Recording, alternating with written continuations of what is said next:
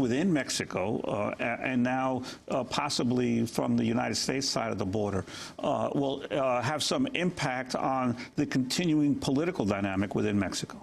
Oh, I think there's a clear concern that the Mexican state, the promise of democratization that happened with the election of PAN and Vicente Fox 2 cycles back has not been delivered. That all three main political bodies, the PAN, the PRI, and the PRD, are losing its ability to channel dissent and protest and popular aspirations through the political process. And you see the growth of social movements and protests, not just in Chiapas, of course, with the Zapatistas, but we saw Oaxaca, the crisis in Oaxaca, and we saw a lot of the rhetoric of the war on drugs and the war on terror being used to repress dissent in Oaxaca, in Chihuahua. People protesting the privatization of water and other natural resources have been locked up and have been physically repressed under the aegis of the war on terror and the war on drugs. So you're seeing a kind of synergy of all of these different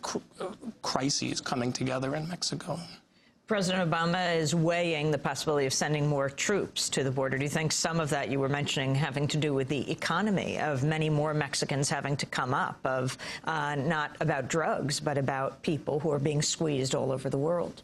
They're being squeezed, but what's interesting about this particular crisis, I read some statistics that actually in every other economic crisis that Mexico has had throughout the last 30 or 40 years, it's been correlated with an increase of migration to the United States. This is the first time where there's actually a reverse in migration because of the economy tanking in the U.S. And along with that, remittances have fallen. So in some ways, migration has served as a safety valve for Mexican politics since 1968.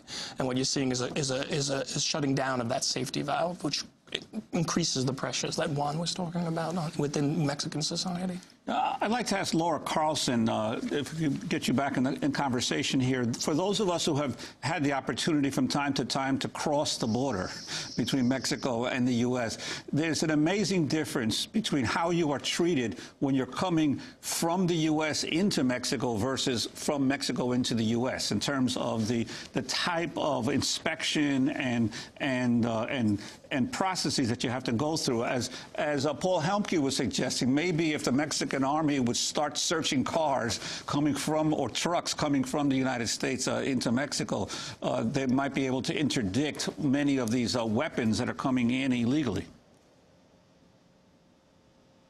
Laura, are you there? Yes.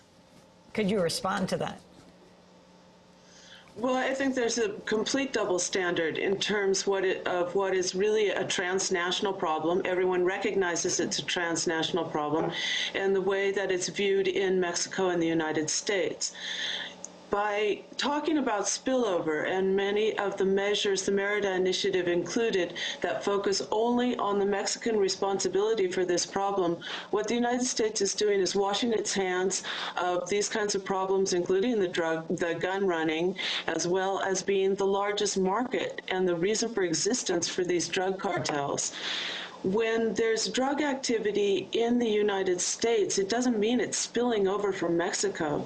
This is a normal part of the transnational drug trade. The United States is responsible for its share of corruption by letting these kinds of illegal substances into the country, by the illegal trade in guns and money laundering that supports the drug industry on the ground in Mexico and other places.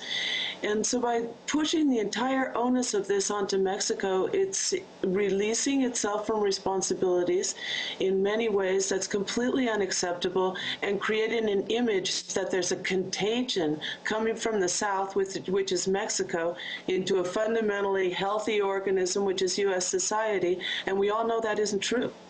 Laura Carlson, President Calderon said to say Mexico doesn't have authority over all its national territory is absolutely false and absurd. He said the media is mounting a campaign of lies against Mexico. What do you think has to happen? Yeah, I think that's basically true. I mean, any definition of a failed state, when you look at it technically and including the rankings that they do of failed states, Mexico does not qualify. There are places where the drug cartels have significant power. It's not that there's a total absence of the state. The drug cartels want to be the state. They don't want to take over the state. What they want to do is they want to carry out their business, a very lucrative business.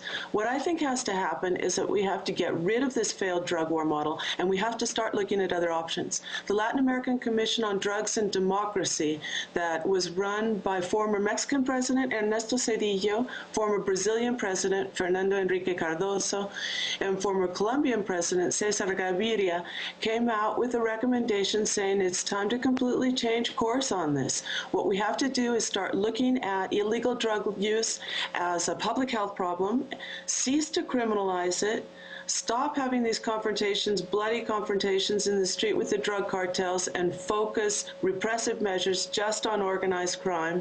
And at the same time, they came out and suggested that we take a serious look at legalization in some cases of drugs, because the only way this is really going to stop is when that market doesn't exist anymore, and the prohibitionist policies that have been put in place until now have completely failed.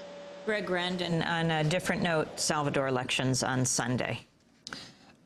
Well, the polls show that the election is close. The FMLN candidate, which if he does win, it will end nearly 20 years of Arena right-wing rule. The Arena party being linked to the death squad and the civil war of El Salvador in the 1980s.